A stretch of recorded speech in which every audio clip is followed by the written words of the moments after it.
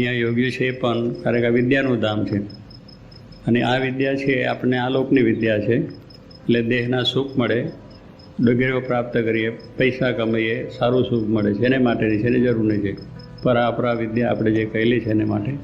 એટલે અપરા વિદ્યાની જરૂર છે ને સાથે પરાવિદ્યા પણ જોગીજી મહારાજે સ્થાપી કે બ્રહ્મ વિદ્યા, કે જે આત્મા પરમાત્માનું જ્ઞાન પ્રાપ્ત કરી અને આપણે કાયમ માટે સુખ્યા થવાનું છે. એમ યોગીજી મહારાજ કહેતા કે મારે બધાને બ્રહ્મવિદ્યા બનાવી છે. એટલે યોગીજી મહારાજે બ્રહ્મવિદ્યાની કોલેજ પણ અહીંયા રાખી છે, જે છાત્રાલય. ત્યાં બધાને બ્રહ્મવિદ્યા એ આલોકની વિદ્યા ભણતા અહીંયા આગળ છાત્રાલયની અંદર સંતો છે, મહંત સ્વામી, ડૉક્ટર સ્વામી, કોઠારી સ્વામી છે, ત્યાગલો સ્વામી છે, ઈશ્વર સ્વામી છે, બધા સંતો પણ વારાફરતી આવે છે. એટલે એ બધાને જે જોગી મહારાજ એમને બ્રહ્મવિદ્યા ભણાવી છે, વિદ્યા એ પણ ભણાવે છે દેશ પરદેશના મંડળોમાં પણ. એટલે યોગીજી મહારાજને આ બ્રહ્મવિદ્યા ભણાવવાની વાત હતી કે આમાંથી આપણે બધાએ બ્રહ્મવિદ્યા પ્રાપ્ત કરવાની. પ્રથમનું વિષ્ણુ વતનાવત છે અને એ મહારાજે જે વાત કરી એ એમનો સિદ્ધાંત પહેલેથી લઈને જ આવ્યા છે. શ્રીજી મહારાજ અક્ષરધામમાંથી આવ્યા છે, દરેકને આત્મારૂપ કરીને પરમાત્માની ભક્તિ કરવા માટે આવ્યા છે. હવે એ આત્મા અને પરમાત્માને જો આપણે ઓળખીએ નહીં તો પછી આપણું કંઈ પ્રકાશ થાય નહીં. એટલે જ આપણું ખરું ઓપનિંગ એ છે કે એની અંદર જે આત્માને જોવું અને એને જાણવું, સમજવું, તો એ આપણને વાંધો ના આવે અને એના સુખને પણ ભોગવતો નથી.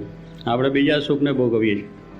આની અંદર બહુ સરસ વાત કરી છે કે આપણે જે જોનારો છે બધું બહાર જોઈએ છે. જોનારો કોણ છે? આત્મા છે. આપણે જોઈએ છીએ, આંખથી જોઈએ છે એમ નથી, પણ આત્મા છે એ ચિત્રનો પ્રકાશ કરનાર છે. એટલે એ રીતે આપણે જોઈએ છીએ, પણ એ જોનારો પોતે નથી જોતો, બહાર જોઈએ છે. રૂપ જોવે, કુરૂપ જોવે, બીજું તું જોવે. આપણે જો આ જ્ઞાન દ્રઢ થયું હોય તો વિચાર જ ના આવે, કારણ કે પોતેને જોતો નથી, બીજાને બધું જોયા કરે. આ કેવું છે, સારું છે, બીજું છે. ભાઈ બધું જે સારું સુંદર જે તમે કહો છો એને બનાવનાર કોણ છે પહેલાં એ વિચાર કરો. કે આ જગત આખું જેને રચ્યું આ જગત જોને જુજવી જાતનું રહે, જેને આ જગતની રચના કરી છે, બ્રહ્માંડની રચના કરી છે, કેટલી સુંદર રચના છે. માણસમાંથી માણસ, પશુમાંથી પશુ, પંખીમાંથી પંખી, ઝાડ, પાન, પર્વત, ગુફા અને જે બધા ઝરણા આપણે જે જોઈએ છીએ, કેટલી ભગવાનની સુંદર રચનાઓ છે. આપણે બગીચા બનાવીએ એના કરતાં એનો સારો બગીચો છે કે જેમાં બેસીએ તો આનંદ જ થઈ જાય. ત્યારે એ સ્વામી કહે છે એ પોતે પોતાના સુખને ભોગવતો નથી અને જોતો નથી ને જાણતો નથી, અને બહાર દ્રષ્ટિ રાખીને જોયા કરે છે. એટલે આપણે બહાર જ જોયા કરીએ કે અહીંયાથી સુખ મળી જાય, અહીંયા સારું છે. એવા કેટલાય ડિસ્કો, મૌન, વિજાતિ આ જ્ઞાન બધું જે છે, બેસીએ છીએ, આ જ્ઞાન સાંભળીએ કરીએ તો પણ. એટલે પહેલાં પેલું ઓપનિંગ છે કે આપણે હવે અહીંયા અધિવેશનમાં જે આવ્યા છે એ બધાએ નિશ્ચય જ કરો કે આપણા રૂપને જ જોવું છે. આપણું રૂપ એટલે ભગવાનને સંતનું સ્વરૂપ આપણું છે. આ ગુણાતીત સ્વામીની વાત છે, યોગી મહારાજની વાત છે, એમનું સ્વરૂપ એ આપણું છે.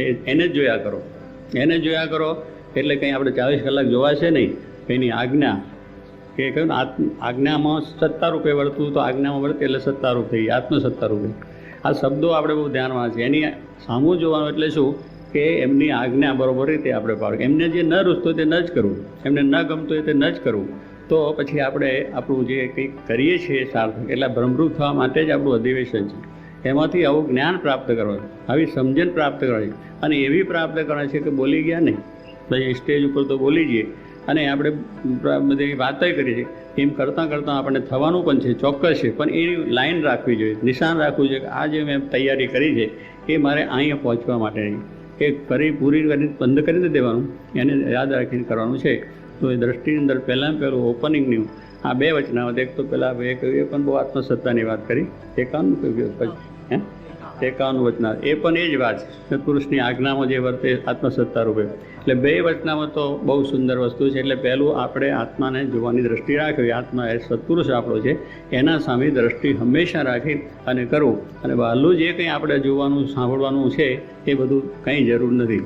જરૂર છે આપણે વ્યવહાર સંબંધી હોય, પણ જેનાથી આપણી ઇન્દ્રિયો અને આપણે બધા કુમાર્ગે ચાલીએ એવી જે વસ્તુ એને જોવી, સાંભળવી, ખાવી, પીવી, એનાથી દૂર રહેવું. જોગી મહારાજને ગમતું નથી, માટે એમને ન ગમે એ વસ્તુ ન કરવી. આપણે ધંધો કરો, વ્યવસાય કરો, નોકરી કરો, દેશ જાઓ, પરદેશ જાઓ, લાખો રૂપિયા કમાઓ, પણ દ્રષ્ટિ આ ભગવાનને સંત સામે.